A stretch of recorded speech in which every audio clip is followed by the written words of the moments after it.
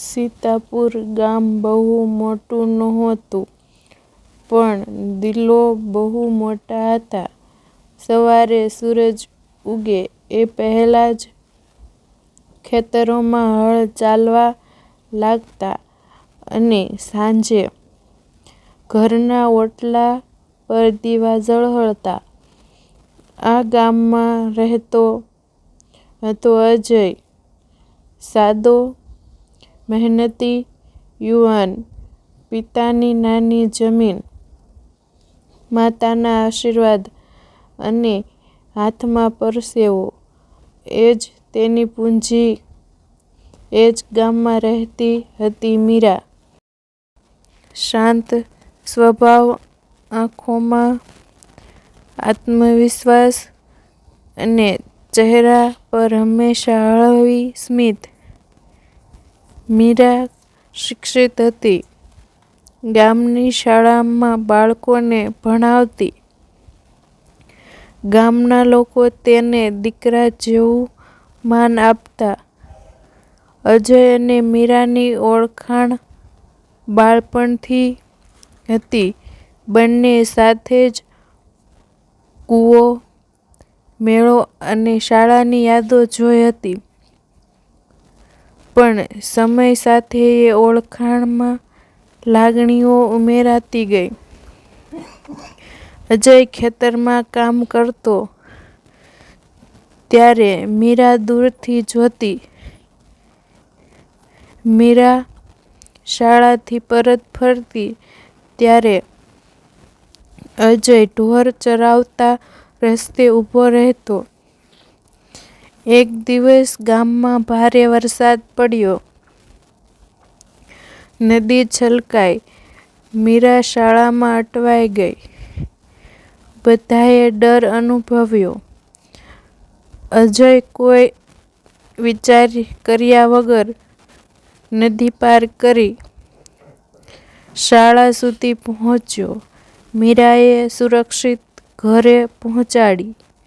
એ દિવસે મીરાની માતાએ ધીમેથી કહ્યું, "આ છોકરામાં હિંમત છે." પછીના દિવસોમાં બંને પીપળા નીચે મળતા. સપનાઓની વાતો થતી. મીરાએ કહ્યું, "મારે ગામ છોડવું નથી."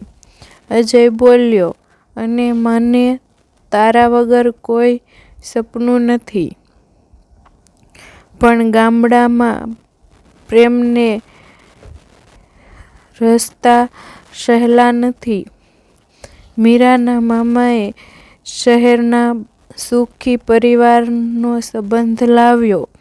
છોકરી ભણી છે, શહેર જવું જોઈએ, એમ દબાણ વધતું ગયું. મીરાએ પહેલીવાર વિરોધ કર્યો. "મને અજય ગમે છે," એણે સ્પષ્ટ કહ્યું. ઘરમાં શાંતિ તૂટી ગઈ. પિતા દુવિધામાં, માતા ચિંતામાં. અજયને ખબર પડી. એ મીરાને મળ્યો. "જો તારું સુખ એમાં હોય તો હું દૂર થઈ જઈશ," એ બોલ્યો. મીરાની આંખોમાં આંસુ આવી ગયા. "મારું સુખ તું જ છે," એણે કહ્યું. અજયે હાર માની નહીં. તેણે વધુ મહેનત શરૂ કરી. ખેતીમાં નવી રીતો અપનાવી. ગામમાં પાણી બચાવવાની યોજના બનાવી. લોકોનો વિશ્વાસ જીત્યો. દુષ્કાળના સમયમાં અજય આગળ રહ્યો. એક દિવસ ગામ સભા મળી. મીરાના પિતા પણ ત્યાં હતા. અજયના કામની સૌએ પ્રશંસા કરી. પિતાએ મીરાની તરફ જોઈને કહ્યું, "જે છોકરો આખા ગામની જવાબદારી લઈ શકે, એ મારી દીકરીને પણ સુખી રાખશે." એ દિવસ મીરા માટે ઉત્સવ જેવો હતો. લગ્ન બહુ સાદા થયા. ગામના આંગણે વેદી પર ફૂલ, ઢોલની તાલ અને સૌના આશીર્વાદ. મીરાએ અજયનો હાથ પકડ્યો. હવે કોઈ તોફાન આવે તો પણ સાથે રહીશું. અજય હસ્યો. માટીમાં ઉગેલો પ્રેમ કદી સુકાતો નથી.